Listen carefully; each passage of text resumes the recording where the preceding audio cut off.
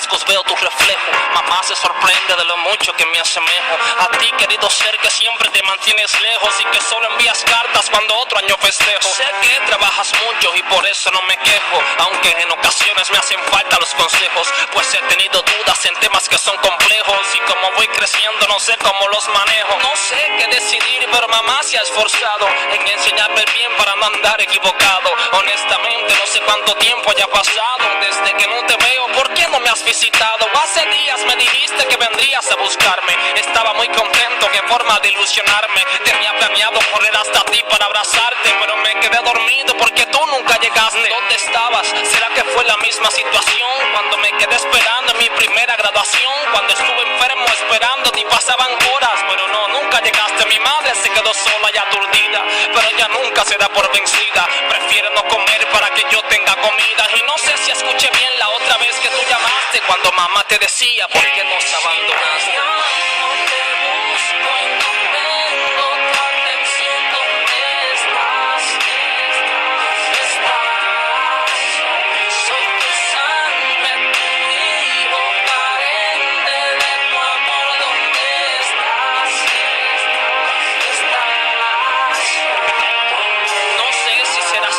Ojalá sea un rumor, que no fui planeado, solo el resultado de un error. Pero siempre piensa que llevo tu sangre y tu color, que quizás fue un accidente, pero necesito amor. Sí, sé que te esfuerzas y tratas de suplirme todo lo que necesito para comer y vestirme, pero no sé si entiendes cuál es mi necesidad, que no es la mensualidad, sino tu paternidad, tu cariño, tu afecto, tu regaño el incorrecto. Yo sé que no eres perfecto y que tienes tus defectos, pero te fuiste cuando yo llegué y me disculpas, pero no pedí llegar. ¿Acaso tuve la culpa? Yo quería verte a ti jugar conmigo en el canasto. Se supone que eras tú y que no fueras un padrastro. Termino esta llamada y antes de mi despedida te doy gracias por ser vida de mi vida.